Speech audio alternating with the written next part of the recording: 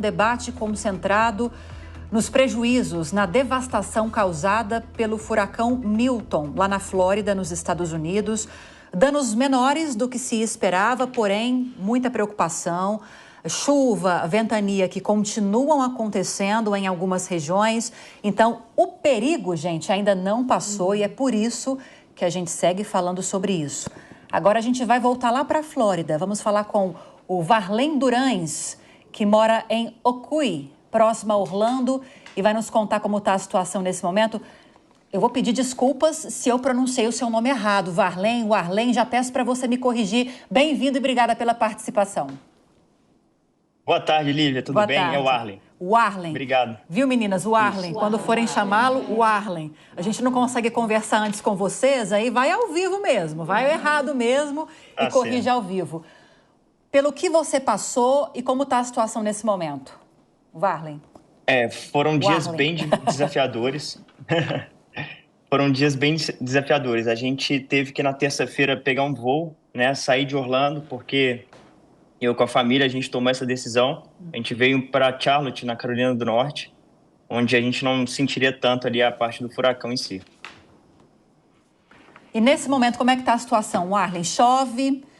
Venta muito, tem muita gente sem energia elétrica. Mais cedo nós falávamos que são mais de 3 milhões em todo o estado, nessas regiões mais afetadas, sem energia elétrica. Algumas regiões com problemas também para abastecimento de água. Em relação a esses serviços, como é que está a situação por aí? A gente fez toda a preparação para que a nossa casa estivesse preparada para a gente ficar em casa, né? Se o voo fosse cancelado, a gente teria uma segunda rota de fuga. Então, a gente abasteceu a casa, a gente abasteceu o carro, a gente fez toda a preparação que o governo da Flórida deu como orientação e a gente espera voltar amanhã, né, para casa. A gente teve alguns relatos que alguns bairros próximos da nossa casa em si estavam sem energia ainda, alguns estão sendo restabelecidos, a internet não tem, em grande parte. Então, assim, a gente espera que tudo volte ao normal para que a gente consiga levar a vida, para colocar tudo no lugar, tirar saco de areia de porta, e aí a gente conseguir passar pelo pós-furacão.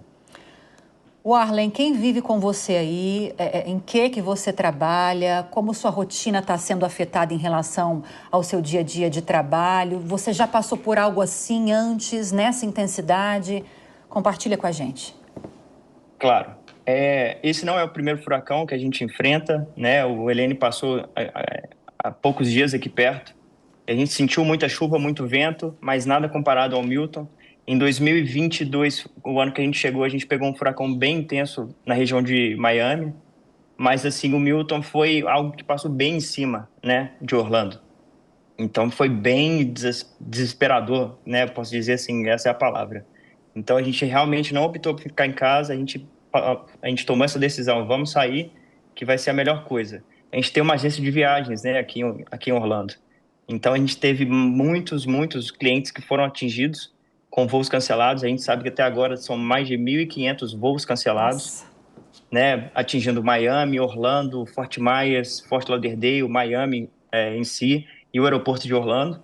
Então, assim, muita gente foi envolvida, muita gente teve casas destruídas. A gente sabe que na costa o prejuízo foi muito maior, mas graças a Deus ele chegou, né, para a região de Orlando. Ele perdeu a intensidade, com muito vento, obviamente, muita chuva, mas sem muita destruição. Você mora com a sua família aí? Isso. Mora eu, minha esposa, eu tenho uma filha de 4 anos e um bebê de 1 ano e 9 meses. Imagino que a tensão tenha sido maior por causa das crianças, né? Com certeza. Na terça-feira, quando a gente estava no aeroporto, o aeroporto já estava com todos os guichês de atendimento fechados. A gente conseguiu pegar o último voo. Se não fosse esse voo, se esse voo tivesse qualquer problema, a gente não conseguiria sair de Orlando e a gente teria que ficar em casa em si para passar pelo furacão em casa. Aí seria muito pior. Que situação, hein, Warlen? Eu tô com várias meninas aqui na mesa dividindo o debate comigo. Eu vou passar para a Luana, que ela tem uma dúvida para tirar com você também, tá? Claro. Oi, Warlen. Sinto muito pelo que você e a sua família estão passando. Obrigada por tirar esse tempo para compartilhar aqui conosco, né, todos os brasileiros que estão também acompanhando isso e aflitos em assistir, acompanhar daqui de longe. Warlen, nós falávamos aqui no intervalo sobre muitas pessoas e relatos que nós ouvimos que não quiseram sair das casas depois de receberem os alertas com uma dúvida se realmente ia ser um furacão tão intenso, se essa classificação que era prevista ia se concretizar. Você conhece pessoas que tiveram essa postura, né? E por que você e a sua família realmente acreditaram? Isso é uma coisa que a gente sempre diz, né? Assim, as autoridades estão falando, né? A professora Maria Clara que até enfatizou isso. É importante ouvir esses chamados, né? E essas mensagens de alerta, porque existe toda uma preparação e um estudo ali para poder chegar a esse ponto, né? Por que você e a sua família decidiram realmente ir? Se você também já passou por outros furacões onde se houve o alerta e não teve nada, né? Não aconteceu nenhum impacto tão grande. E se você também viu outras pessoas que fizeram isso e acabaram se arrependendo de não ter saído e tiveram ali, né, um impacto mais negativo e que afetou a vida delas. Claro, a nossa decisão foi muito pautada nas crianças, né? A gente sabe que o vento, a destruição do furacão em si é muito grande, mas ficar sem luz, o pós-furacão é assim, é devastador também. E com 2 crianças pequenas em casa, a gente falou assim, não, a gente tem que tomar a melhor decisão, pensando no bem coletivo da nossa família. Respondendo a segunda parte da pergunta com relação a se eu conheço pessoas, conheço sim pessoas que ficaram, mesmo com a ordem de evacuação, e sobreviveram. Mas, assim, é muito arriscado. A gente não tem como a gente prever, né, se a parede do furacão, se aquele vento X ou Y, ele vai bater na nossa casa e vai ter uma destruição maior. Então, a gente tem sempre que seguir as orientações do governo, né? O governo manda muitos alertas por mensagem, então a gente estava sempre acompanhando e o que o governo falasse a gente ia seguir. É isso.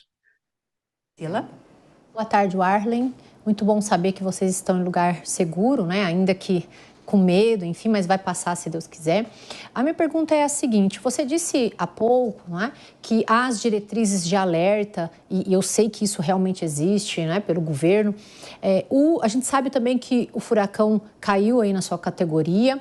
Já foi emitido algum alerta de retorno ou que vai terminar, né? Tem alguma sinalização de que as coisas vão voltar ao seu normal nas próximas horas ou nos próximos dias? Ou ainda não? Eu gostaria de saber se já foi emitido algum tipo de informação para retorno da casa, para essas pessoas que, como você, saíram dos seus lares, enfim, se há algo nesse sentido já, né, neste momento. A gente não recebeu ainda nenhuma informação de que é seguro voltar para casa, mas como a nossa área em si ela não era de evacuação imediata, né? A gente saiu por livre e espontânea vontade, por precaução familiar. A gente vai voltar amanhã para casa, então a gente já conseguiu comprar um voo de Charlotte para Orlando. Então amanhã mesmo a gente pega um voo de noite e volta para casa para ver se está tudo em segurança. O pessoal do nosso condomínio falou que a água dos lagos subiram bastante. Tomara que não tenha atingido a nossa casa em si, né? Eu deixei bem preparado, coloquei saco de areia, coloquei lona, tranquei todas as janelas, fiz toda a orientação que o governo pede. Mas até agora eu pelo menos não vi nada que está autorizado voltar para as áreas que foram solicitado, né, que as pessoas evacuassem. Quanto tempo você mora na Flórida já, Warlen? Completou agora em setembro 2 anos que a gente mora aqui. E já são 2 experiências com furacões, pelo que você estava falando? De furacões em si, esse é o 4º furacão que a gente pega. Furacão. O 4º furacão. Anos. Sendo que em 2 anos. Sendo que o Milton foi o único que passou em cima realmente de Orlando, né? Passou muito próximo de Orlando. Então, assim, foi aquele mix de emoções que a gente sentiu de que, e agora? Será que esse vai ser igual aos outros? Será que vai ser só ventania? Será que vai ser só a chuva forte? Ou ele está passando muito perto e a gente tem que sair? O que a gente faz? A gente optou por sair e foi uma decisão acertada. Não julgo quem ficou, né? Nos bairros onde não tinham que sair, mas a gente tem que olhar para o pior cenário e tomar a melhor decisão. Eu acho que é bem isso. Por razões óbvias, numa situação como essa, o turismo para a região que é muito procurada fica completamente paralisado. Não vou nem usar a palavra afetado, fica completamente paralisado. Tem sido, você não está na Flórida, mas que veio, né, da Flórida.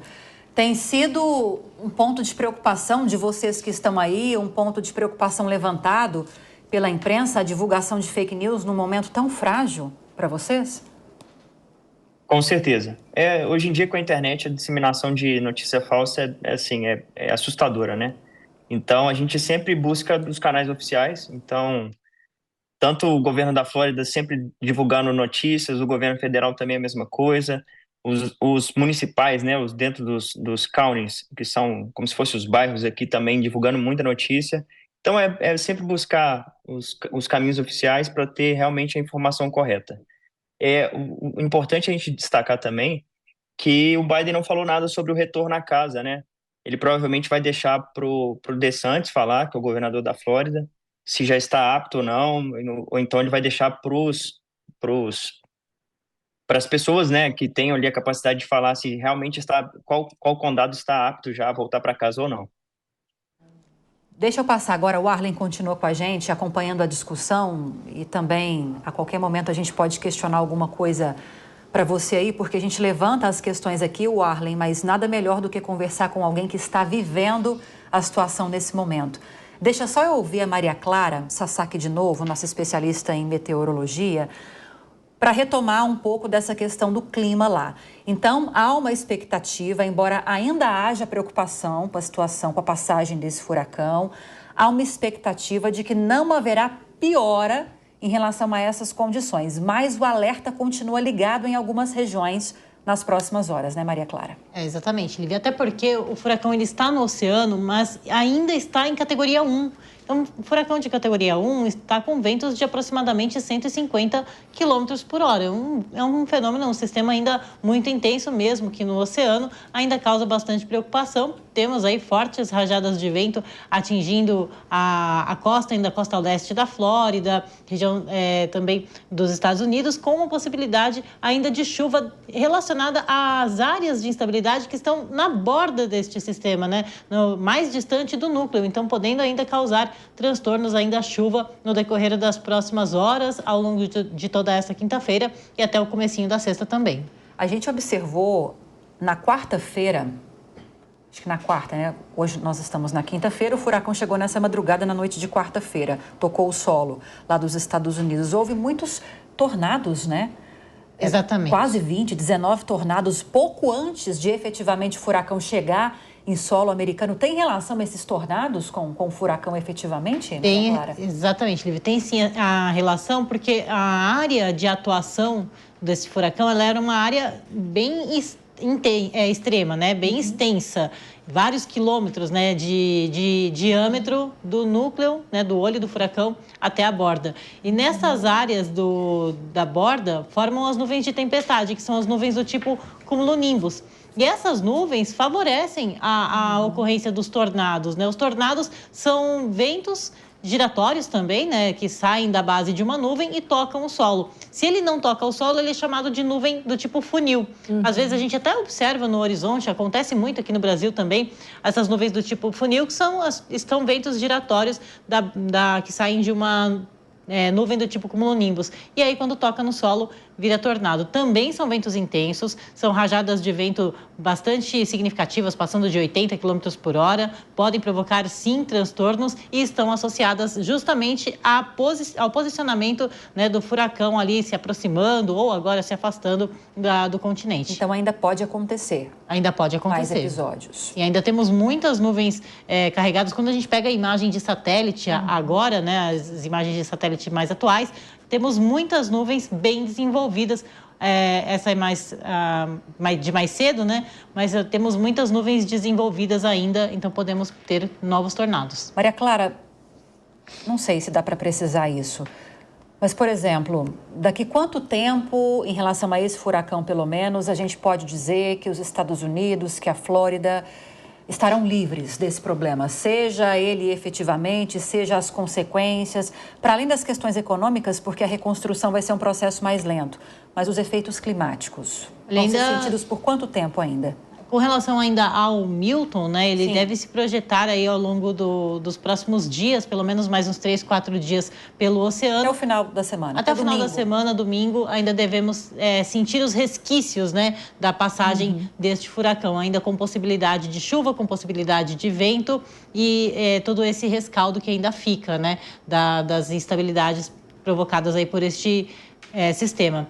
Depois disso, não devemos achar que acabou, que está tudo bem, porque a temporada de furacão está no ápice agora. Então, devemos ter ainda novas tempestades no decorrer dos próximos meses, até pelo menos novembro, né? No decorrer dos próximos dias, até novembro. Um novo furacão pode se formar. Pode se formar ainda. Não, as instabilidades, as condições atmosféricas ainda são propícias para a ocorrência de novos fenômenos até o final aí do mês de novembro, né? Ainda com possibilidade de vir um novo furacão com forte intensidade. Então, não estamos descartados totalmente, ainda estamos passando por essa temporada de furacões. O Arlen, o governo já dá alguma informação a respeito disso, sobre a possibilidade para esse ano ainda de um novo furacão, como explicou a Maria Clara? Tem alguma informação nesse sentido ou não? O que o governo sempre deixa bem claro é o que a Maria Clara falou, né?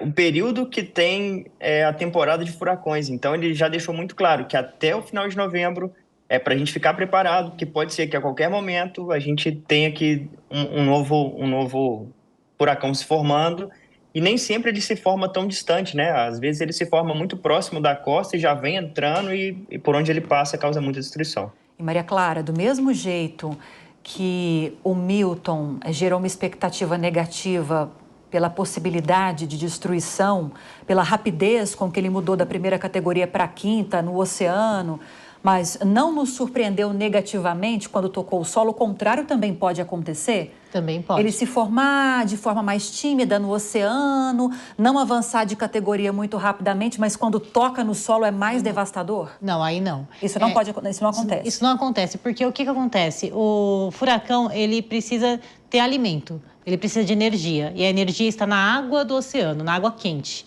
Quando ele toca o solo, ele tem a influência do atrito com o solo e perde a alimentação, ele perde as águas aquecidas do oceano que estavam dando energia para ele. Então, o que pode acontecer? Ele pode ganhar intensidade no oceano antes de tocar o solo e ganhar intensidade repentina, né, como foi o caso deste furacão Milton, ali perto da segunda e terça-feira, que ele ganhou uma intensidade muito rápida, e se ele tivesse atingido o continente naquele momento, teria atingido o continente com velocidade de 250, 260 km por hora. Então, seria um aumento muito repentino e aí a gente teria estragos maiores. Agora, ele chegar no continente e ganhar intensidade no continente, isso não acontece. Sim. Precisa da energia das águas do oceano, né? Exatamente. Para ele ganhar intensidade, sim. Mas ele pode manter a categoria com que ele chegou por mais tempo. Entendi. Porque não foi o caso do Milton. Não foi o caso do Milton. Ele chegou com categoria 3 e durou pouco tempo com categoria 3, depois caiu para a categoria 2. Depois para 1. Depois para 1. E nessa categoria 2, ele conseguiu avançar praticamente metade aí do território da Flórida. Chegou até a região central, né, foram 2, 3 horas ali que ele permaneceu na categoria 2 com velocidades de 180 km por hora e lá por volta das 3 da manhã do horário de Brasília é que ele caiu para a categoria 1 e segue até agora com categoria 1. E o que fez ele cair exatamente, Maria Clara? Ele vai perdendo força, né? Ele vai perdendo intensidade, vai faltando umidade, vai tendo esse atrito, né, com as áreas continentais e ele perde a sustentação, né? Ele não sustenta mais ventos daquela intensidade por pelo menos 1 minuto, 2 minutos, e aí ele vai perdendo categoria, vai perdendo intensidade, perde a velocidade de rotação dos ventos em torno da área de baixa pressão e perde também a intensidade de deslocamento, porque uma coisa quando a gente fala de velocidade, a gente fala velocidade dos ventos, que são os ventos girando em torno da área de baixa pressão, que são essas rajadas de 150, 200 km por hora. E outra é a velocidade de deslocamento. O quão rápido este fenômeno está se deslocando, este sistema está se deslocando em direção ao continente, em direção ao oceano. Então, quando ele perde categoria, ele também perde velocidade de deslocamento. Carla. Eu vou puxar, a Luana mencionou um ponto que era a questão do nome, né? que era um nome masculino. E aí, justamente para humanizar. Então, minha pergunta é para Maria Clara, para tentar entender essa estrutura mais antropocêntrica, né? Por que esses fenômenos possuem nomes que, na minha memória, pelo menos, me corrija, a gente tinha uma referência mais feminina e agora a gente está com uma referência mais masculina. Então, era uma curiosidade que eu vou aproveitar aqui para fazer a pergunta para você. Olha, não tem muito um padrão de um nome feminino ou um nome masculino. E quem escolhe? Quem escolhe? Quero saber quem escolhe isso. O Centro de Furacões que define, né, os nomes, e eles já são definidos no começo do ano.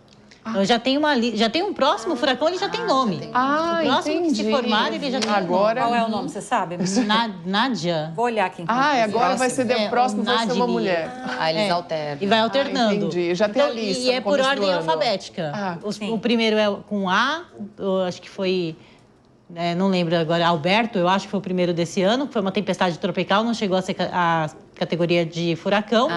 Depois passou pelo Beryl, e aí vai pelas ordens Francine. Teve Francine. Teve Cris. Helene. Helene, o anterior, H, Milton agora, o próximo, eu Teve vou o procurar Leslie aqui, que vai ser também. com N. O próximo é com N, se eu não me engano é Nádia ou Nadili, eu não lembro agora qual que é o próximo. Já tem a lista. Já tem a lista, ela é definida no início do ano. Agora. E, não sabia. E a gente já sabe exatamente, a próxima tempestade que se formar, ela já tem um nome. E eu vi, Maria Clara, que até 1979 os nomes eram todos femininos. E aí teve uma movimentação, né? Eu sempre vou atrás desses histórias. Aí por que é só feminino e depois masculino? Para que tivesse nomes masculinos e femininos, porque teve uma mobilização das pessoas criticando, né, o fato de colocarem nomes de mulheres nos furacões. Você tem memória disso e sabe os motivos? Se foi realmente uma questão de feminismo ali, de, poxa, por que colocar o nome da mulher, né, nomes de mulheres em fenômenos tão negativos? Essa eu vou ficar te devendo, viu, Lana?